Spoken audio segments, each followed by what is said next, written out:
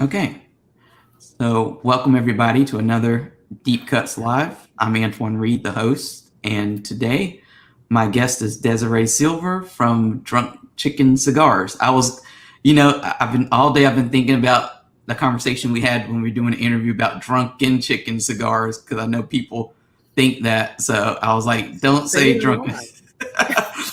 So I'm glad I got it right, even though I had to pause for a minute. I was like, wait.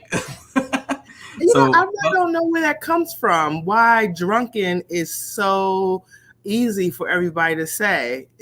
I just I don't wonder know. if it's like the food thing because I like to cook, and I feel like drunken chicken is like an idea, like a dish that lots of people cook, and especially in modern times, it's like I think there is a drunken chicken uh, food items. I think everybody kind of just has food on the mind when they hear drunk chicken. They think drunken chicken. Well, I'm not mad at them because I heard it so much that I went to buy the URL. So if you say drunken chicken, it's fine. It's going to go to drunk chicken. Well, thank you for coming on the show today. And I know your story a little bit, so I'm going to act like I don't know it and ask all the questions that people can learn more about you. So thank you for coming on today. And why don't we start off with you kind of introducing yourself and uh, introducing your company a little bit, however you want to. Okay. I just want to thank you for having me. And, you did interview me with tobacco business, and it was an honor to be even considered. So I really appreciate it. So thank you so much for doing that. No, no problem. Um, and so, like you said, I'm Desiree Sylver. I'm the owner of Drunk Chicken Cigars. We are a boutique manufacturing cigar company, and we specialize in. We start off with 5 different blends out in 2019. The DCO, which is Drunk Chicken Original, the Mother Clucker, the Fat Hen, and Living the Dreams and Sweet Dreams. And everybody asks, Drunk Chicken, where does that name come from? Is it just a gimmick or what? But I have a chicken farm and I love chickens. And I know it's crazy to love chickens, but I love my chickens. They're all named, they're pets. They hang out, and when I'm smoking a cigar, I have one that comes over and it seems like she wants to smoke it with me. But she always jumps on the table to kind of see what I'm drinking, it, what I'm eating, and what I'm smoking. But yeah, it's Drunk Chicken. Just came from the name, playful name that my friends gave my backyard because of the chickens, and we're drunk. They look drunk, and we're having fun. So now, when um, you yeah. decided to start the cigar brand, like how did you get started? Because I know a lot of people always have dreams of starting their own brand, but it's a different thing to actually put in the work to make it happen. So what was your process like? So I never started off to have a cigar brand. I started off, I smoke cigars. My fiance smokes cigars, and we travel a lot. And we used to joke saying that one of us is going to have to quit because our cigar habit was getting pretty expensive. And so when we ran into this group of rollers, the manufacturers that we deal with now, um, they told us that they can make any cigar that we wanted, and at a decent price. And so that gave us hope that we both can continue to smoke. So the first 5 cigars were made based off of our palates, how we like to smoke. Um, the DCO Drunk Chicken Original was the first one that we both like, but it was made in the Gordo because he likes 6x60s. Um, and he likes full body cigars. I don't mind a full body cigar, but it was a great smoke. It was smooth. So I was like, yeah, this one was good. The Mother Clucker, I love that one because I was drinking red wine when I was testing it out, and it just paired so well with my red wine. So I chose that one. Um, the Fat Hen we both really love. But that one we did in the short torpedo because I could be on a 45-minute break from work when they're, they're pissing you off at work. You need a quick smoke so you can get your head right. You can keep your job. I know about that. Yes.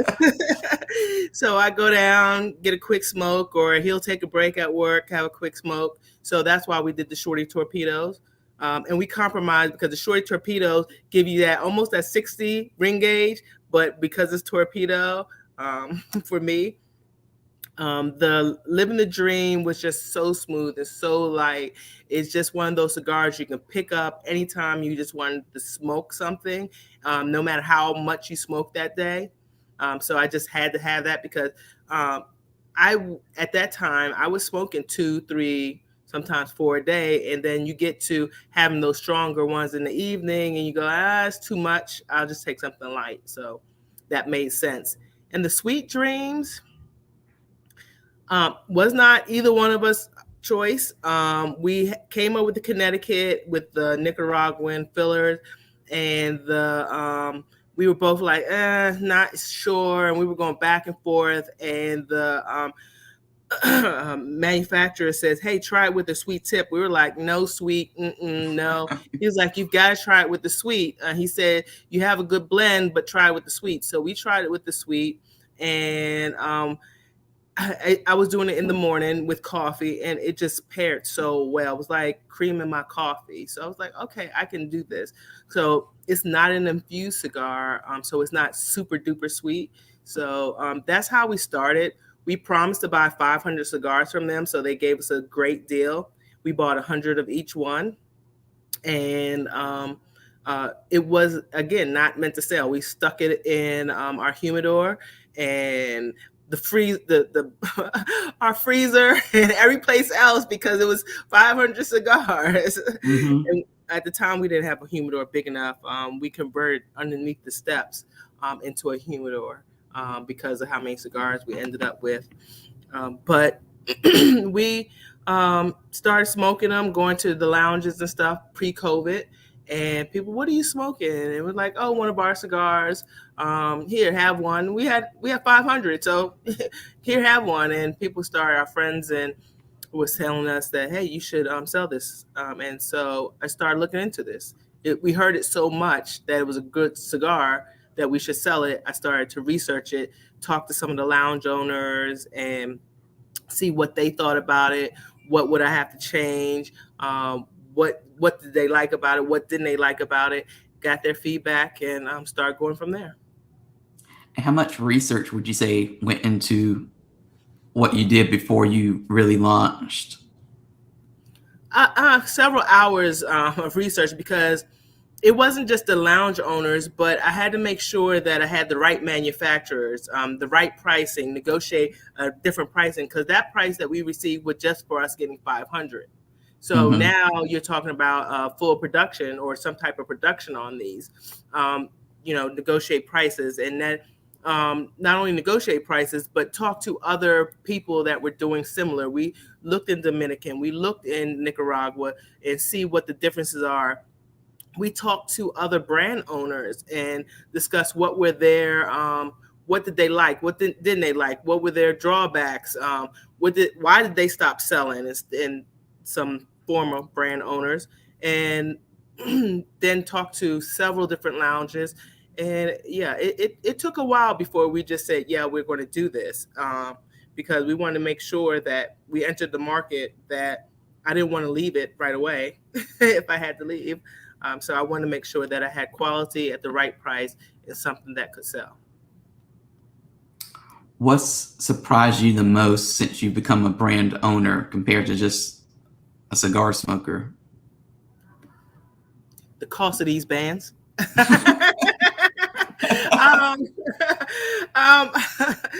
that was a joke, but that surprised me the most with starting the brand. Was I had no clue that these little things would cost so much, the production time, all the effort to design them and stuff like that. But what differences?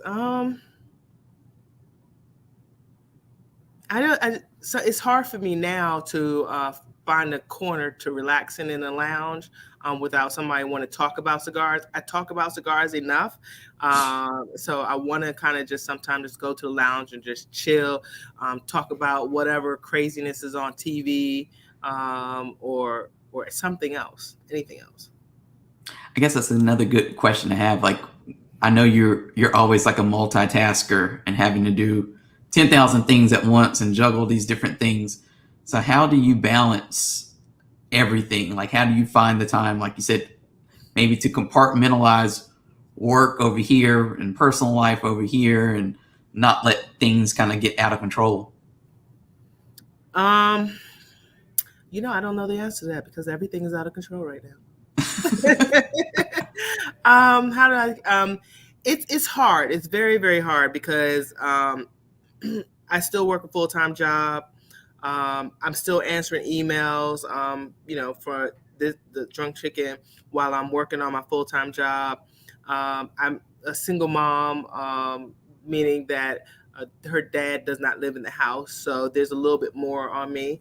And and so today, trying to get to do this, I had to call her, Dad, do me a favor, please, begging, and pick her Mm-hmm. up and keep her with you. So I had to make sure that, everything's all right. And there's sometimes I just have to say good enough is good enough. With things that's going on in the house, I can tell you 10 things right now that I need to do in that house. Yeah, it'll wait. It's kind of the curse of entrepreneurship that, Yeah. that a lot of people don't always think about, is that you always are going to have to balance all these different things, and sometimes you have to balance two full-time jobs. It's Yes. not the idea of a full-time job and a side hustle. Kind of both of them require 8 hours a day, so you're kind of Or more. always running and working. Yeah, and then everyone sees it, and oh, you're making all this money. No, it's a lot that goes into it. It's a lot to prioritize, and you want to make sure that your production keeps on going.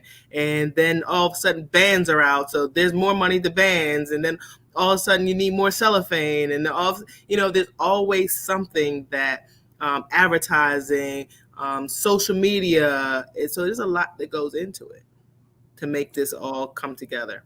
How easy or how hard is it to make a profit on cigars? I'll let you know when I do. I think it's something because most brand owners that aren't owned by a larger group or corporation type company that I speak to always says that an easy it's not an easy thing to do. It's not like you don't get into making cigars and creating your own cigar brand really to make money. You kind of do it because you have a passion for it. So is that the case with you? Exactly. Yeah, you have to do it because you have a passion. Because if money is going to be made, it's going to be several years down the line. Now, do I have a plan? Absolutely. Stay tuned.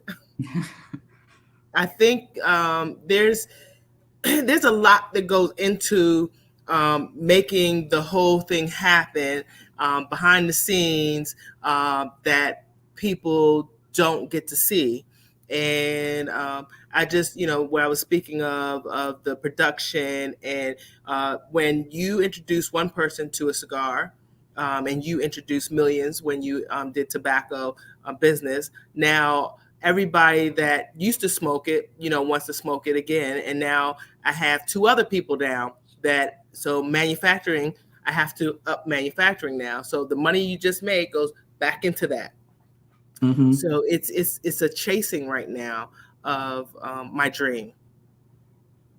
And I think that's an important too. It's like you don't make money to like make money. Like you make money to reinvest in your company to make it better and to continue to grow it, which I think a lot Yeah. of people again don't always think about. They think it's just money comes in and that's it, and like you're taken care of. They don't get that flow and the circle of life in terms of business. Yeah, if I go and spend the money that comes in on, oh, look, I just have $10. And if I go spend that $10 on a new pair of shoes, guess what's not going to happen? The next batch of cigars. So in terms of your, like, how you've grown your brand, how's your relationship with retailers? Like, how easy is it for you to start up relationships with new retailers, get them on board with your brand, get them to try it, get them to give you shelf space? I would tell you it's for every 10 people that I talk to, I probably get 2 to say yes.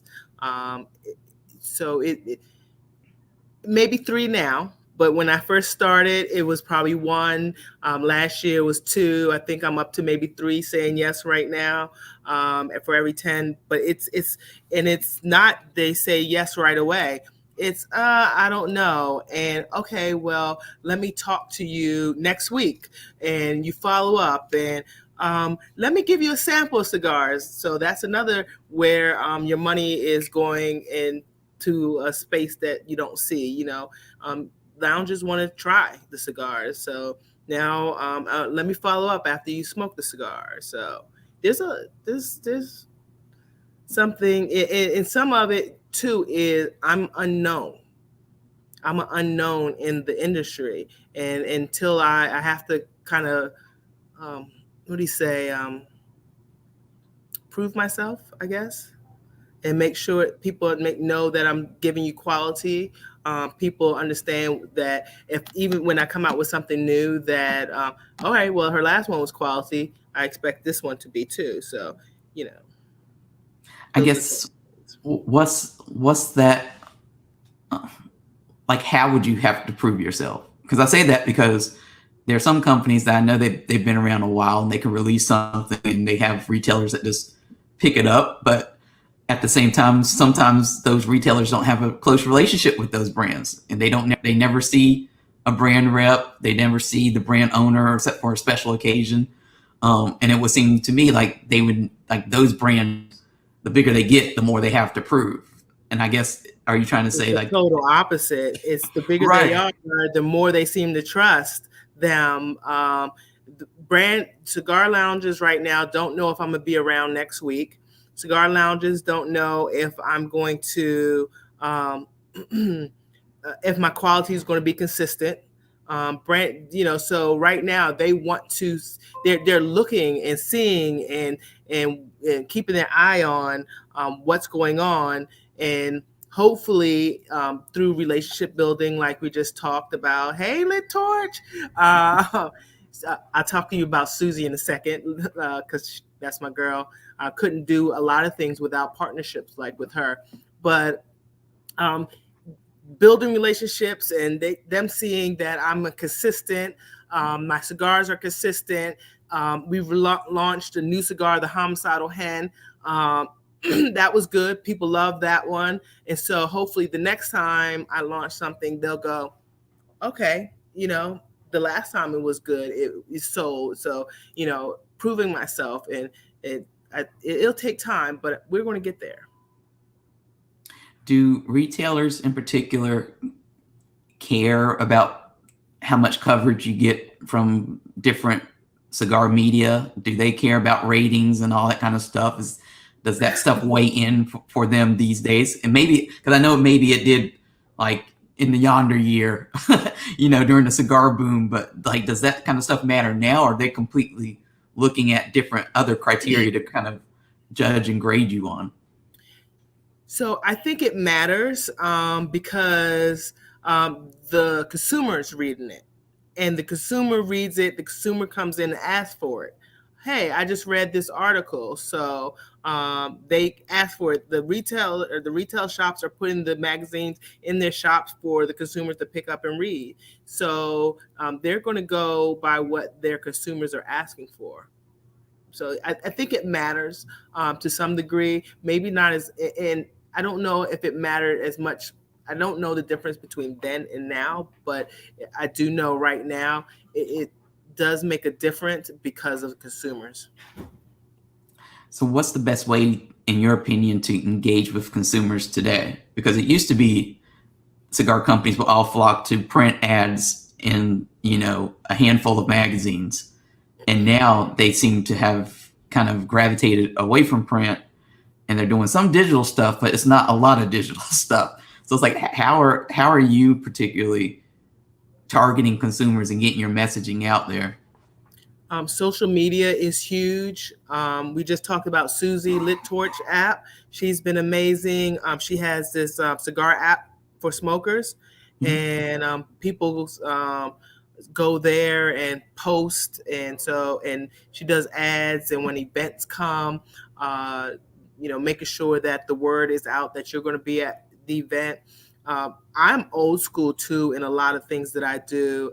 Email, pick up the phone. So those things make a difference. When you talked about her app, it just reminded me of I've been doing all this research on NFTs. I don't know if you've ever heard of them, but they're non-fungible tokens. But they're all based around art, and basically it's like a blockchain thing. It's complicated. We should probably talk about it offline. But I was wondering, because I know you and I were talking about the artwork for your company, and it seems a lot of the NFT stuff is based on artwork a lot of times. And it's like you can buy an NFT, like a piece of art, and it's like you might get certain perks from it. You might get certain, and I know certain cigar companies have played around with NFTs, but it might be something for you to kind of look at, because it could be something completely new and different, because you're always talking about innovation, and maybe this is the way to really sell cigars or get that funding in a completely different way. We're talking about the digital art NFTs, right? Oh yeah, I've seen a little bit of that, especially the younger generation is capitalizing on that a lot. Yes. Yeah. Okay. I'll look into it. But yeah, everything helps. I haven't ever stopped researching from the day that I said yes. I'm gonna do this. It is every day figuring out what's the next step, what's the next move, what's the next moving part. Did something fall off? Is there something broken? And let me pick it up and try again. Or there's always something. And without the ambassadors there helping out, without strategic partnerships that I've entered into, I don't know if I would be here where I am. What was your experience like going to PCA this year? Because I know you had a pretty good show at that trade show, and interacting with the different retailers, and also being there with all the different brands from the industry all at one time. So, like, what was that experience like for you? It was scary. I fussed all the way to TV. Yeah, I mean, PCA. I fussed all the way there. I was like, "This is bankrupting me. Oh my God, I can't believe I'm doing this." I got there, and it was extremely overwhelming, but welcoming at the same time. If I was going to do it, that's what I was thinking, or I was saying to myself, if I'm going to be serious in the cigar industry, I need to go where the cigar trade show is, period. I can't say that I'm a cigar brand owner if I'm not there presenting to retailers. So I put every egg that I had in that basket and said, I'm going to do this. And all of the ambassadors at the time showed up and showed out. I was so blessed and thankful for everything. It was just amazing. Did you get a chance to interact with any other brand owners at that show, or did you start new conversations? At 8. I went to bed at 1, and I started rewind. The last day, I think it was the last day. The second day, it was 3 days. The second day, for the last hour, I got to walk around a little bit to see what was going on in the floor. But I did, say hi to Karen Burgess and AJ. That's it. That's about it. But I would say that's a good show, though, because if you had time to do that during the show, then something would, in my opinion, be definitely off. So the fact that, like you said, it's usually like that last, for brand owners, it's usually that last day of the show, the last couple of hours when things kind of slow down, that you do get a chance to kind of go around and mingle with everybody else. So I wouldn't even call it mingle. I just wanted to see how big the floor was and see, what was going on. And because it was just like I didn't get a chance to move from my spot. And I took a few minutes to do that. And I was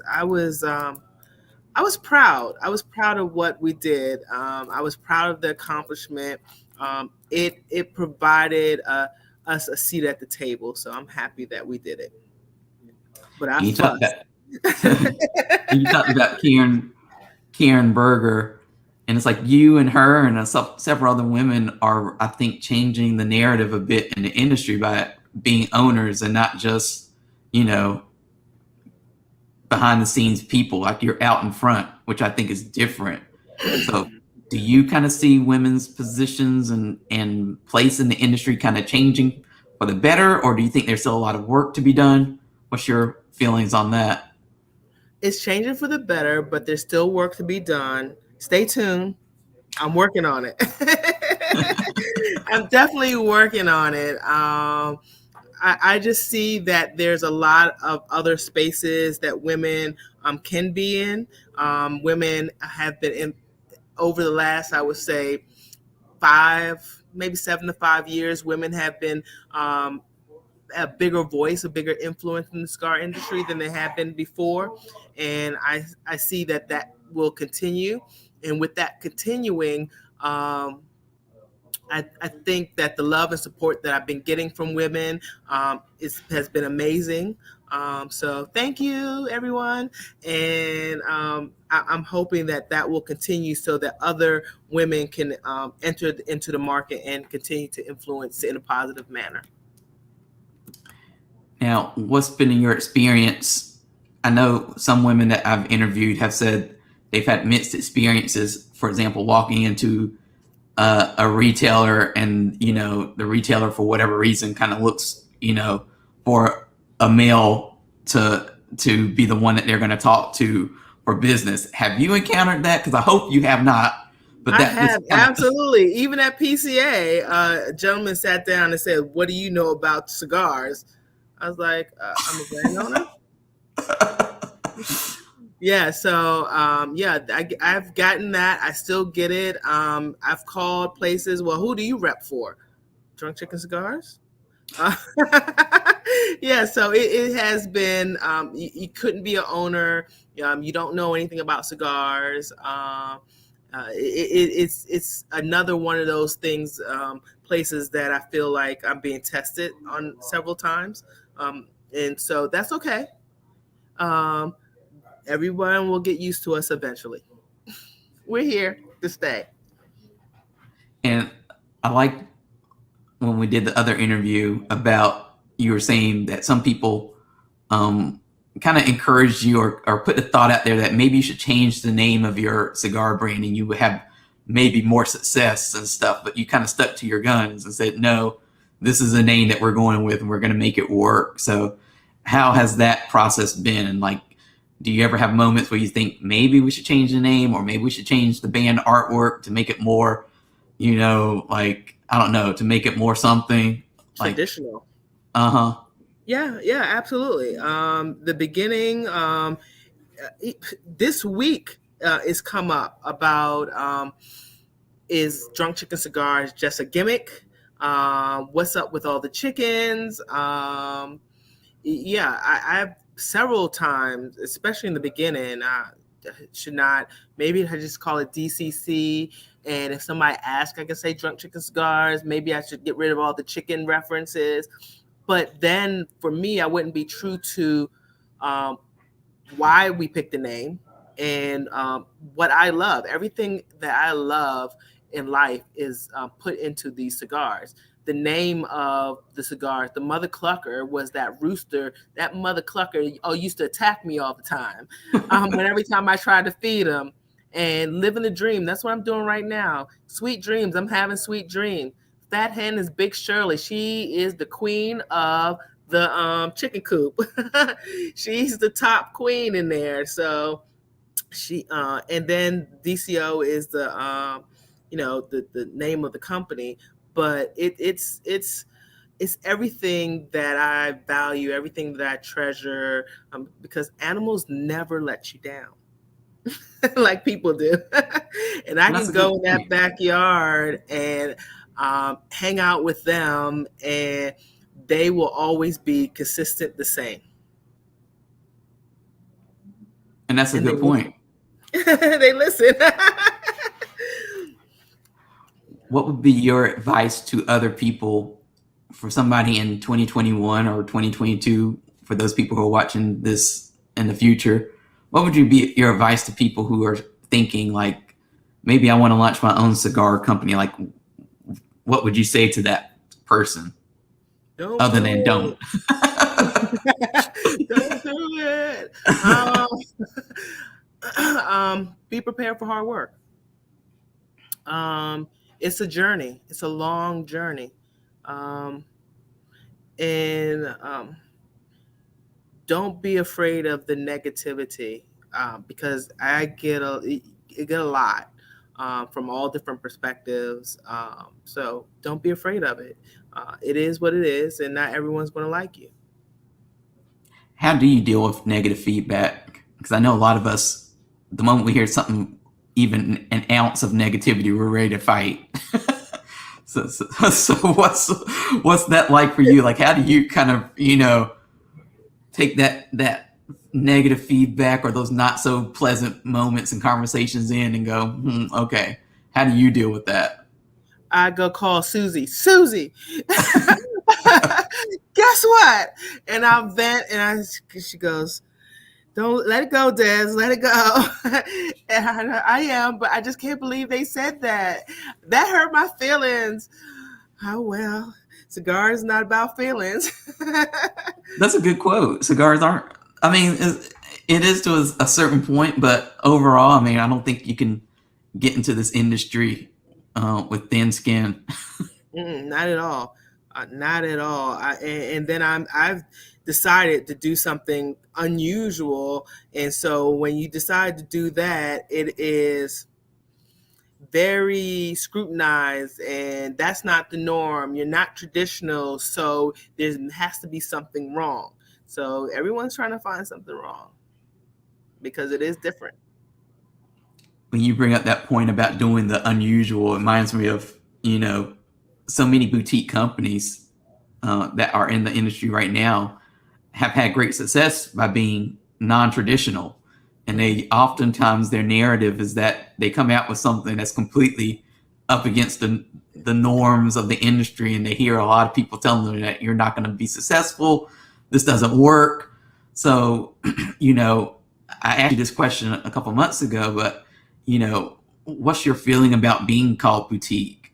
Like, do you kind of embrace that, or do you kind of rebel against that, or do you kind of use that as maybe saying, I might be boutique by definition right now, but I hope to be something else later on? So I'm confused by the definition boutique. I think this is what I said to you, Yeah, because Rocky Patel, I think I saw a quote where he said he's always going to be boutique. Well, then in that case, I'm not sure I'm boutique. I'm boutique. um, but you know what? It's if boutique means custom, quality, care, love, then that's what I am. Hey, Eric. That's one of the ambassadors there, Eric. Story. He's amazing. He was the first one. But to get back to your question, yeah, I, I will embrace boutique if that's what the meaning means. That's what we do, lean on each other. Yes, Susie, we do lean on each other because, like I said, the not having somebody that you can talk to, be a confidant, that's going to be your cheerleader when you're down, and I cheerlead her, she cheerleads me, help each other out when things go on. Hey, did you hear about this? Did you hear about that? It's there's great things about it too. So don't think that it's all negative. It's hard work, but I've met great people in the industry, amazing people. one of the things that I've found maybe doing these interviews have popped up a lot in the last years. There seems to be a lot of retailers that feel like the black smoker is a new demographic, which I don't understand. And some of these retailers, and they have told other brand owners, especially brands owned by people of color, that they don't necessarily know how to, like, what should we do? How should we deal with these, this demographic, the black smoker? Like, I don't understand that. Like, do you understand maybe like why it's different or difficult for some brand owners to feel like this demographic is different from any other demographic? So, that's funny that you say that, because I hear that from retailers that are black and white. So it's not a retailer that, oh, you're a different race than me, you don't know how to deal with black smokers. I have gone to lounges where we're the same race and you have that same concern, and I don't understand it. I'm in the business of making cigars. I just happen to be black, Mm-hmm. And I'm in the business of making a quality cigar. So I would tell retailers how to deal with us is talk about my cigar. And if somebody asks about the manufacturer, you can mention me, but the cigar is what you need to talk about. So if somebody comes in and says, I like a full body cigar, then point them to the DCO and talk about the notes of that. If somebody says, I'm always smoking Cuban cigars, or I'm always smoking light Mm-hmm. cigars, well, point them to the living the dream. Talk about the smoothness of it. Talk about the cigar, because the cigar is what they came in there for. Now, if they want an interesting story to go along with it, by the way, she has a chicken farm, Mm-hmm. but don't treat us different. Treat us the same as you would with the other manufacturers and brand owners. Talk about the cigar. Talk about the experience. Talk about the flavors and the notes. And here's something new you should try. I know I was doing an interview last week on somebody else's podcast, and I was talking about that same subject, and I kind of came to the same conclusion that you did, that, when you talk about different brands, maybe the best approach is just to treat all the brands equally. So, like, you shouldn't treat a brand owned by a black person or a woman any differently from any other brand. And by positioning these brands, in the same way and equally, you're kind of doing better. So maybe that's what retailers kind of need to do as well, is just, like you said, kind of treat everybody in your humidor equally, and it's not bring up you can bring up the fact, like, who owns the brand, because I think a lot of people are interested in knowing that, but you don't have to make that like your first go-to moment. Like, you don't have to say this brand is owned by a woman, and then here's all the other information about it. I've seen where they even have, I'm sorry, something just caught my throat. It's fine. It's live. So they'll put you in sections and here, and it's good. And I know that there's a movement. Hey, Black Lives Matter, Black empowerment, Black dollars. Yeah, that's absolutely wonderful. But if somebody wants to come in and buy a Black-owned cigar, well, this one is, and that one is, and that one is. And what are you looking for? So you can explain the differences in the cigars. There are several wonderful Black-owned cigars, brand owners that I've tried out their cigars and absolutely love their cigars, but they're different than my cigars too. And so if somebody was coming in looking for lots of pepper, I would not necessarily point them to one of my cigars, because that's not what any of them have. But there is a cigar from a Black-owned cigar manufacturer that has some. So there's different notes in every cigar. And if somebody's looking for that, explain it to them. Now, as a boutique owner, I know shelf space is always a, one of those unspoken things that kind of happens in the industry, where I know certain brands say, like, if you take our product in, it needs to be on, eye level or this space, or you have to display it in this way, and it kind of pushes people who are like smaller brand owners kind of to the sides or different placement. Like how, what's the shelf space issue like for you? Have you encountered that problem, or is it just kind of an industry standard? So I don't really push for certain shelf space. I don't make that a priority. But I do know that if you're put at the bottom of the shelf, you're going to have a problem moving the cigar, whether it's Rocky or Desiree. You're Mm-hmm. going to have a little harder time moving those cigars. And it's even going to be harder when it is Desiree because no one knows Desiree. So shelf space is a premium. So one of the things that I try to do is with the ambassadors, being able to have several of them now, is to go and have cut and lights, introduce the customers to the cigars, and be in the lounges, and when people are smoking, talk about it, bring it up, introduce them to it, so that whether I'm on the bottom shelf or the middle or the top shelf, that they know a little bit more. So information helps. Have Conversation you helps. been able to do more in-person events in the recent months? I didn't stop doing events. COVID, right through COVID. Yeah. So there were states that never shut down. You just go to those states and you cross your finger and pray, and take a shot too. Do you think in-person events is still the way to, is still the way to go in terms of selling your product? Or do you think, I know more companies kind of shifted to virtual and they got a lot more traction just because people hadn't uh, seen them a lot. They hadn't been able to go to an event locally that had them. So do you think this hybrid in-person virtual thing is kind of going to be the standard going forward? Or do you think most brands are going to shift more towards the in-person events over the virtual? um, I think that's going to be a personal preference for cigar lounges. The shots work, yeah. We're not talking about the COVID shots. We're talking about whiskey shots. Yes, that was our thing. We would go to a lounge, and every time we shook somebody's hand or had a long conversation, we would take a shot. We said they'd kill all the germs. So we had to be careful how many people we talked to because we would get a little twisted. But we survived COVID.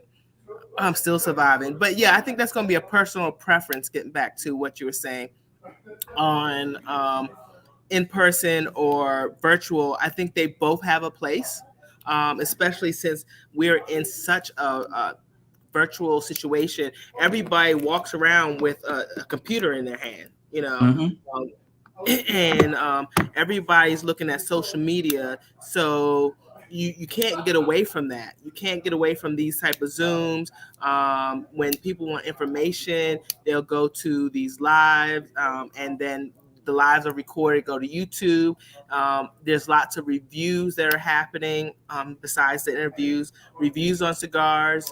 So having people talk about the cigars too, in the reviews. So I think it's going to be a hybrid approach. I definitely did some of that as well.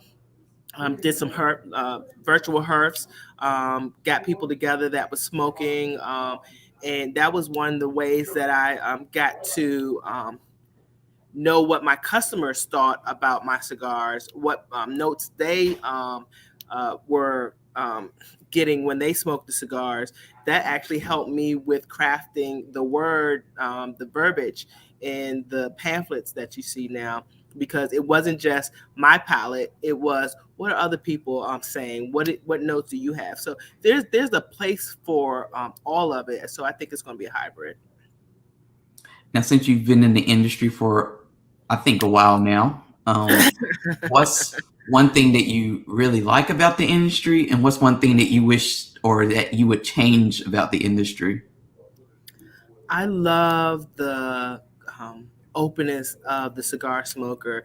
You can go in no matter what race you are, what political stance, religion or whatever, and you go in and you can just meet somebody and they just like brothers and sisters sitting down having a great conversation.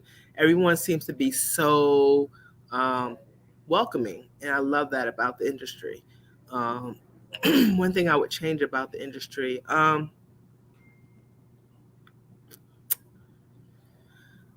don't know yet.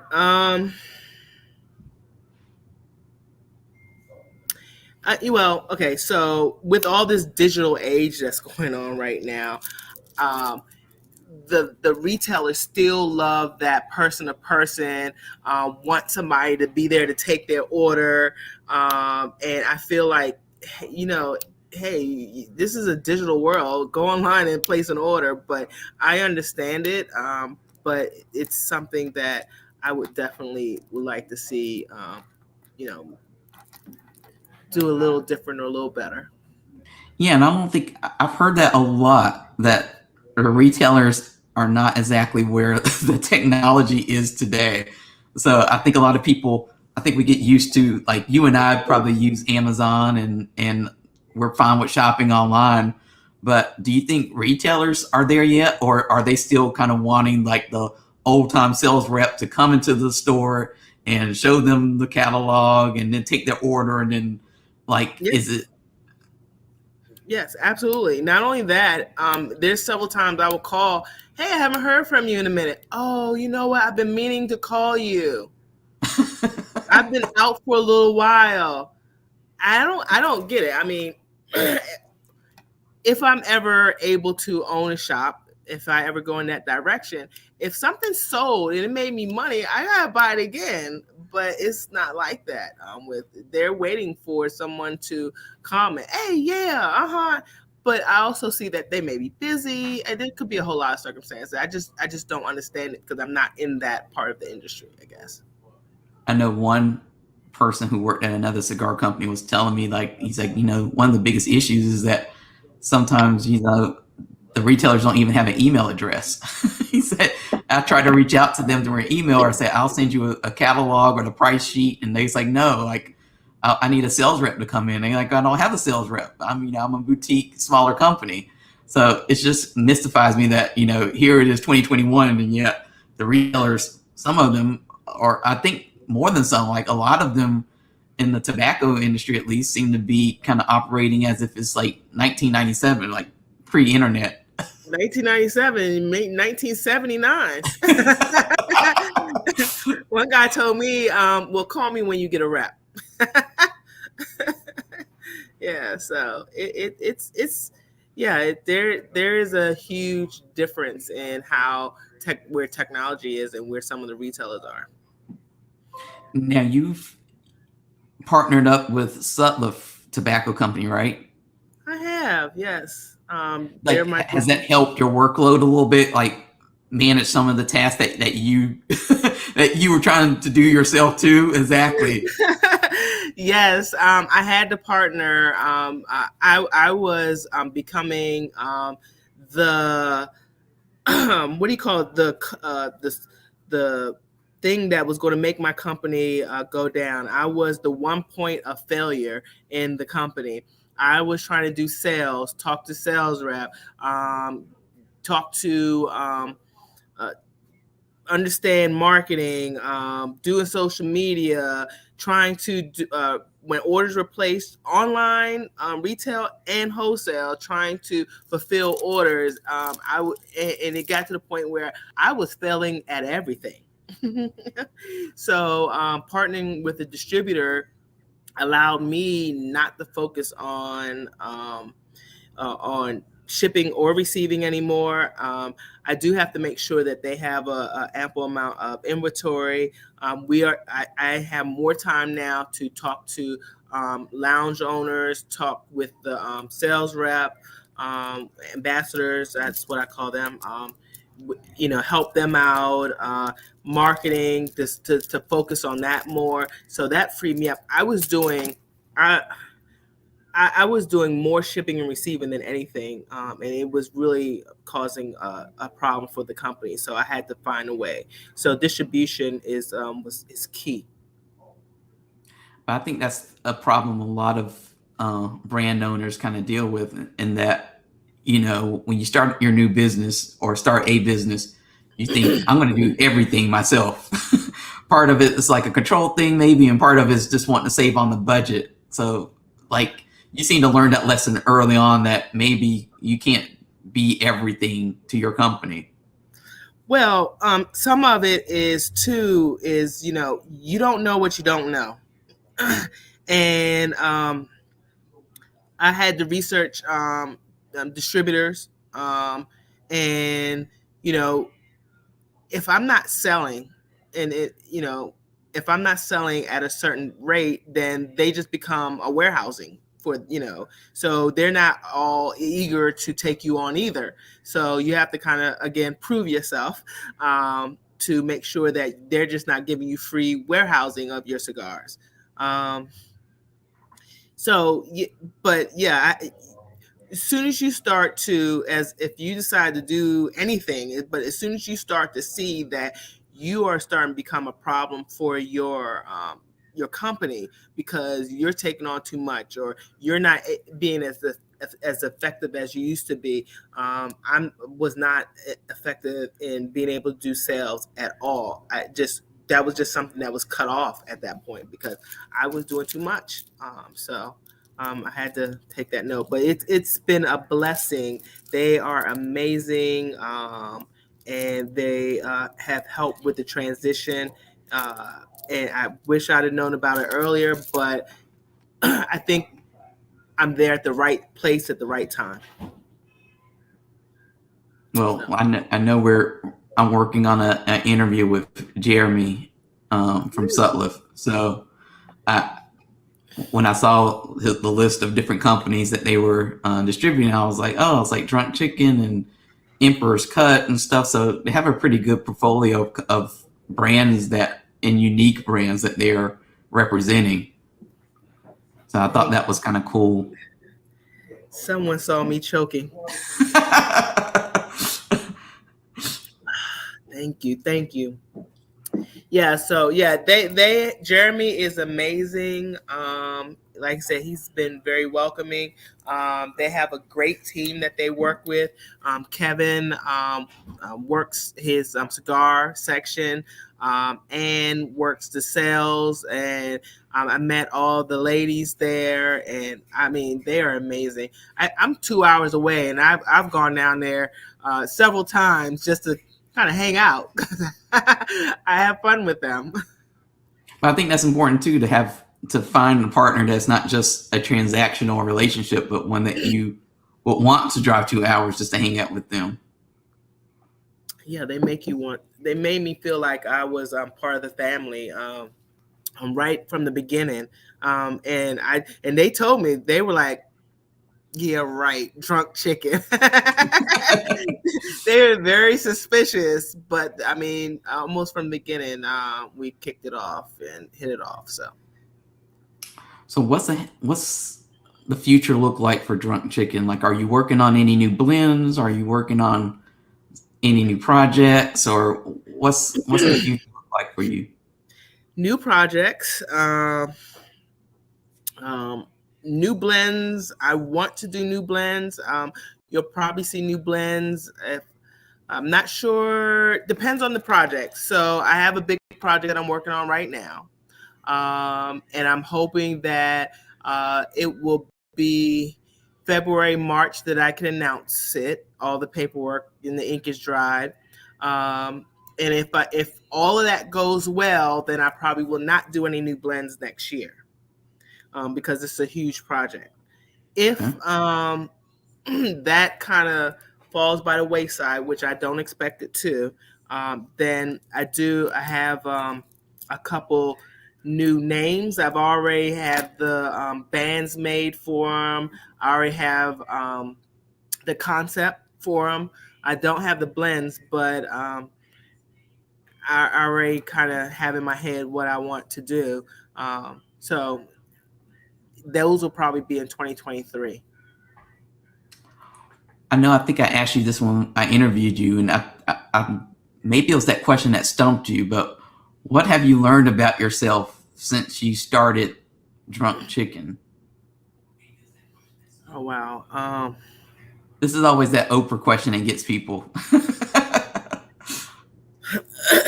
That I could do much more than I thought I could, because I could have if you would have asked me if I could have run a business full time, work full time, take care of kids, and where I am right now, I would have told you no way it can't happen. But you find a way, you find time, you find people that are great, that's in your corner. Eric, come on over here. He's online, but in the room. So since he's in the room.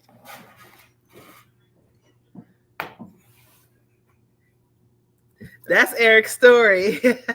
He was the first ambassador of Drunk Chicken Cigars. He's over there listening. I keep hearing the echo, and I'm like, what is that? He's over there listening to it. But yeah, I mean, amazing guy here. He's like, I don't even know what to say about you. Like I said, you have to find people that's in your corner, that believe in your dream, that and help take it to the next level. So this family. Well, that's awesome. Well, as we kind of come to the close of this interview, I want you to give the websites people should visit, the Instagram, anything else that's important for them to learn more about you and learn more about Drunk Chicken. All right. So can I do a couple little shout outs, please? Yes, of course. All right. So I just Eric is amazing, but there's other ambassadors as well. Armando Gutierrez, he's amazing. He was our second ambassador. He's out there in Texas. So, hey, Armando. And then there's Clee Johnson. He's out in New York. I think he was the third. And Tanya was the third? No, Clee was. And then Tanya was next, and she's out in Georgia. Tanya, what's that? Pritchett. And then you have James Johnson again. I think that Clee and James are brothers, but they refuse to say that they are. But James is also in Georgia. Georgia is such a big market. We felt like we could do that. But Tanya also has been amazing in working on some of the behind the scenes marketing type stuff that goes on. And hopefully Donnie, we're grooming him right now to bring him on. So he may be part of it too, very, very soon. So, but this is the dream team. You have to have your dream team behind you. Like I have to give a shout out again to Susie with Lit Torch Cigar app. If you don't have it, go spark that flame, download it, because not only will you find out what lounges that Drunk Chicken Cigars in, but you'll find out what the local lounges are around you, and you'll be able to connect with a lot of other smokers in your area. So with that said, what you asked me to do, I'll do it now. If you want to find Drunk Chicken Cigars, www.drunkchickencigars.com, Instagram, Drunk Chicken Cigars. Twitter is D Chicken Cigars. There's too many letters for them. And Eric, if you want to get a sample pack, and you can get 15% off by using the code. What's your code?